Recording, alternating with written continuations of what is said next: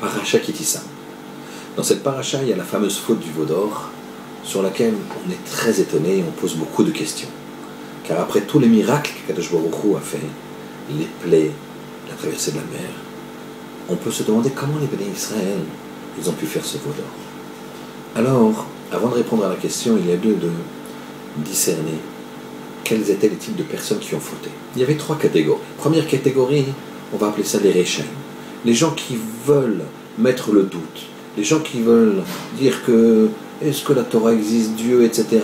Des grandes questions, juste pour s'amender de toute conscience et faire ce qu'ils veulent, c'est-à-dire, en général, faire profiter des plaisirs, entre guillemets, de la vie et s'autoriser les relations, notamment interdites, que la Torah avait bien précisé. Ils veulent se les autoriser, donc ça, il n'y a pas tellement de questions sur ces gens-là. Il y a les bénonymes, les gens qui ont suivi, les gens qui ne se posent pas tellement de questions. On ne va pas oser appeler ça traditionnaliste, mais on va dire les gens qui suivent la routine. Ça non plus, il n'y a pas de question, ils ont été pris dans un espèce de flot, un roi, comme on l'appelle, un vent, une mode. Mais la question la plus difficile à résoudre, c'est comment ça se fait qu'il y avait des tzadikim, des gens qui ont réfléchi. Comment ça se fait qu'ils ont pu tomber? Comment ça se fait qu'ils ont pu faire cette faute du veau d'or? Alors, nous allons pour ça analyser un petit peu ce qui s'est passé. Nous avons Moshe Rabbeinu qui délivre le peuple. Moshe Rabbeinu, il est Emet et Torato Emet. Son sceau, il est Emet, c'est un sceau de vérité. Jamais il n'a menti. Même quand il a dit à Pharaon, à Hachem va venir au milieu de la nuit, au milieu de la nuit, il y aura pile au milieu de la nuit, Chatzot Laila, il a dit Kach Chatzot Laila, comme au milieu de la nuit. Pourquoi? Parce qu'il avait peur que les Égyptiens fassent aussi leur calcul de ce que c'était le milieu de la nuit, et forcément les Égyptiens allaient se tromper, mais il dirait que c'est Moshe qui se trompe. Et donc pour même pas laisser la chance aux Égyptiens de dire qu'ils se trompent, donc que Moshe n'est pas Émet, Moshe a dit vers le milieu de la nuit.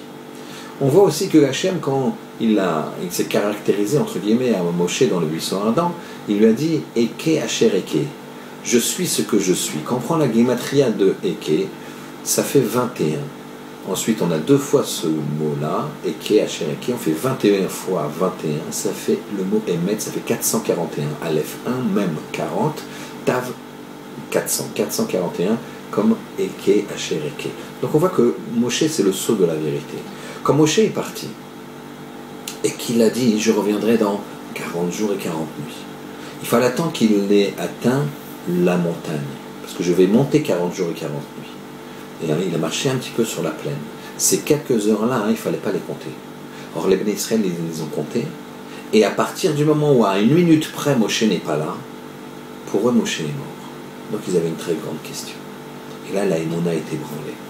Il faut savoir que plus on voit de miracles, plus Hachem de notre côté il met des éléments pour troubler, afin qu'on soit toujours avec un libre arbitre qui est équivalent à notre émouna. C'est ça le combat, et c'est pour ça que ce combat ne s'arrête jamais. Et c'est ici la réponse.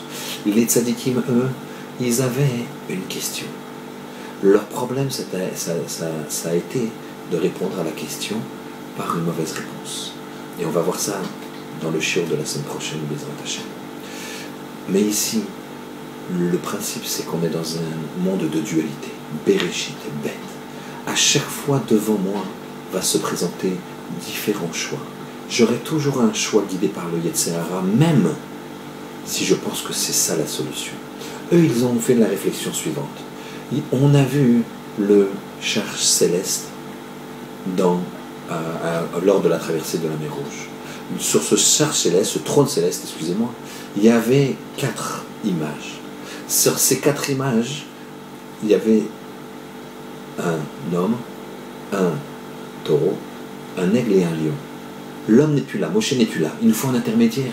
Ça ne peut pas être Aaron, car à ce moment-là, les 10 commandements avaient déjà été donnés et il n'y avait que Moshe qui avait entendu directement de la bouche d'Hachem. Donc Aaron n'est pas au niveau. Ce sont ces tzadikim-là qui ont fauté. Il reste quoi? Il reste le bœuf. Il reste le bœuf, oui. Il reste l'aigle et il reste le lion. Le seul animal dit kasher, c'est le bœuf. Donc on va faire un intermédiaire. Chas v'shalom, on ne veut pas que Hachem, on s'écartait d'Hachem, mais on veut un intermédiaire, on a besoin d'un intermédiaire. Ça c'était une erreur, c'était une mauvaise interprétation. Et c'est ça qui les ont fait fauter. Ça doit nous donner quoi? Même si je suis dans le bien, même si je fais quelque chose qui apparemment c'est bien, je prie, je fais la tzedaka, j'étudie la Torah, regarde toujours derrière ce qui analyse-toi vraiment bien. Qu'Hachem il fasse qu'on peut toujours être dans le bien quand on est dans le bien. Shabbat shalom.